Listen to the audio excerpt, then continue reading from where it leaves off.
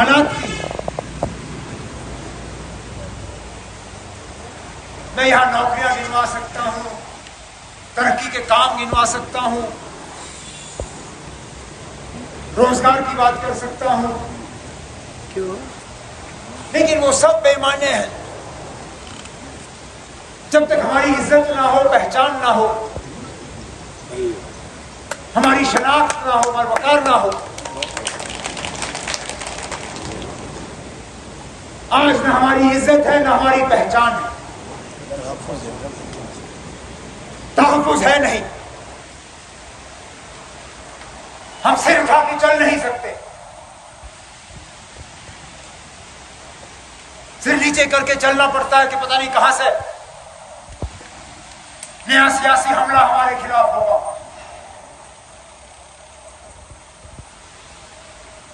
जब पार्लियामेंट का special session बुलाया जाता है, लोगों की टांगें कांपने लगती हैं कि पता नहीं 5 अगस्त 2019 का अगर कुछ अधूरा रह गया होगा, ये मतलब उसको पूरा करने जा रहे हैं।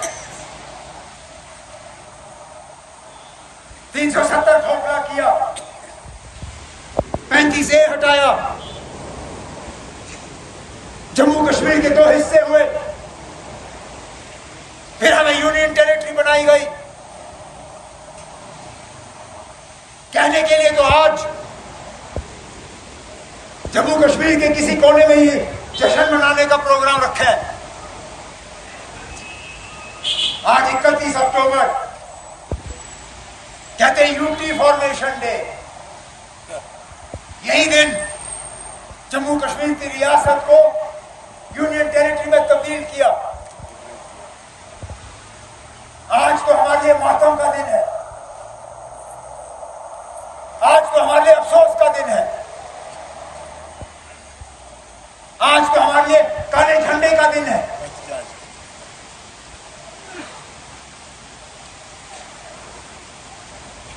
अरे मिला क्या हमें आपकी यूटी से?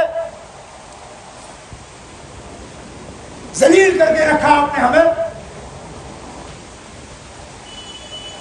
किसी दफ्तर में आज इस रियासत के किसी भी बाशिंदे की सुनवाई नहीं। अरे अक्सर बेशतर तो हमारी जबान समझने वाला कोई नहीं, हमारी ज्योग्राफिया जानने वाला कोई नहीं। आपने वहां से अफसर लाए हैं जिनको अगर आप जम्मू कश्मीर का नक्शा दिखाओ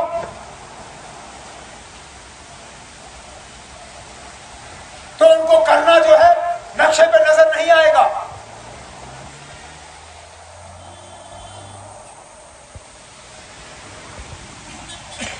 उस वक्त कहा गया था कि बस यूटी बने तो आपके तमाम मुश्किलात हल होंगे। अरे कौन सा मुतालबा हल हुआ? कौन सी मुश्किलात हमारी कम हुई?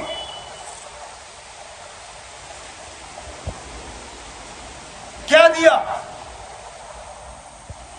हमारे गवर्नर साहब कहते हैं कि 90,000 करोड़ के इन्वेस्टमेंट के प्रपोजल आए हैं। तो मेरे चश्मों का नंबर खराब है, मुझे जाके आंखों का टेस्ट कराना चाहिए, या तो फिर कहीं गवर्नर साहब धोखे में पड़ गए, क्योंकि 90,000 करोड़ कोई मामूली रकम है नहीं। 90,000 करोड़ में सिफर कितने हैं मुझे इस बात का अंदाजा नहीं, और मैं भी कॉलेज से पढ़ के निकला हूं। इतनी बड़ी रकम है कि आज शायद मुझसे 90,000 करोड़ लिखा नहीं जाएगा। तो गए कहां ये 90,000 करोड़?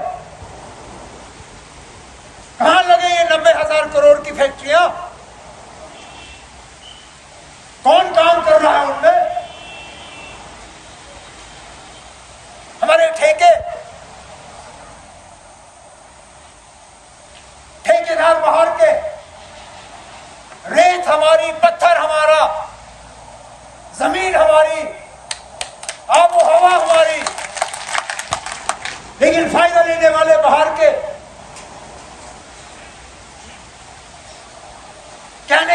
कहते हैं कि हमने टैक्स की कमाई बढ़ाई,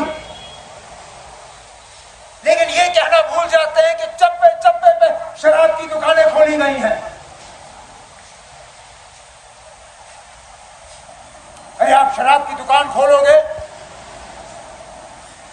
लोगों को नशे की तरफ ले जाओगे, टैक्स तो आपका बढ़ेगा ही।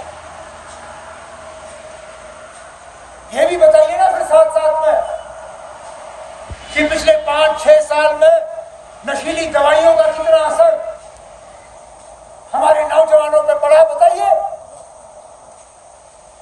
लाखों हमारे नौजवानों की का मुस्तकबिल तबाह हुआ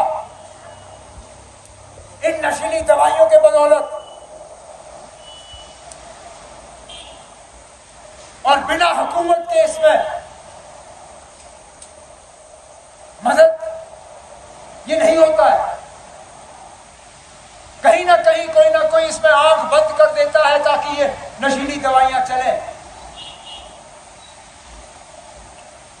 कोई नहीं रोकता है।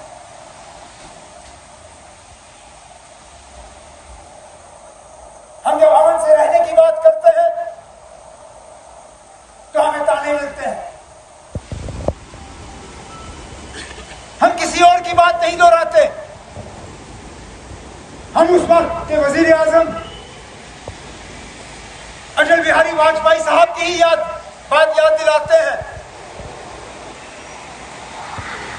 जिन्होंने कहा था कि हम दोस्त बदल सकते हैं, पड़ोसी नहीं। हमें अपने हमसाए मुल्क के साथ ताल्लुकात बनाने ही होंगे। आखिरकार किस बात की सजा मिली कि हमारे जो रास्ते जोड़ दिए गए थे उनको काटा गया, चाहे वो टीटवाल के रास्ते, चाहे वो पुंछ रामलाकोट के रास्ते, चाहे वो उड़ी मुजफ्फराबाद का रास्ता। अगर थोड़ी बहुत हमारी तिजारत चल रही थी, थोड़ा खरीद फरोख्त का काम चल रहा था, तो नुकसान किसको? आखिर फायदा हमें ही हो रहा था ना।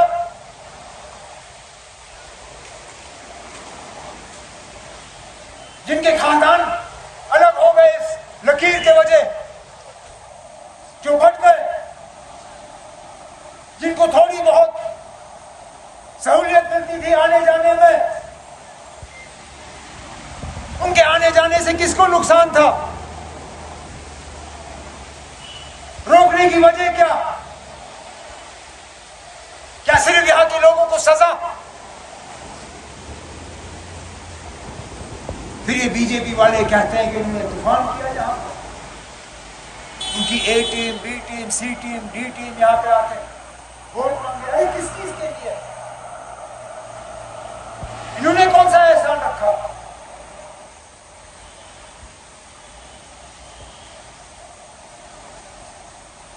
मायूसी और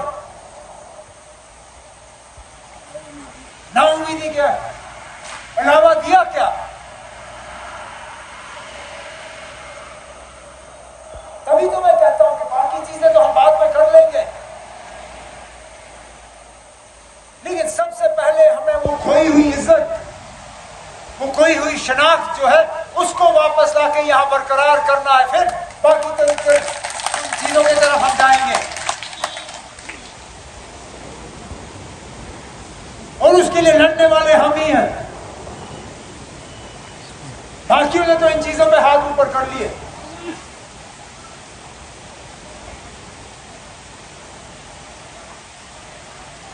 उनकी तो आवाज हर चीज पे गायब हो जाती है।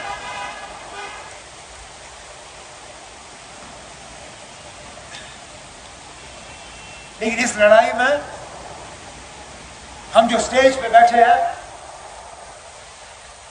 हम ये लड़ाई अकेले नहीं लड़ सकते,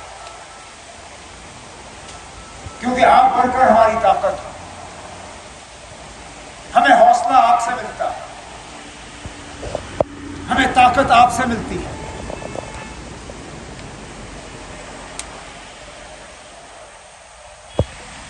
मैं चाहूंगा कि नेशनल कॉन्फ्रेंस यहाँ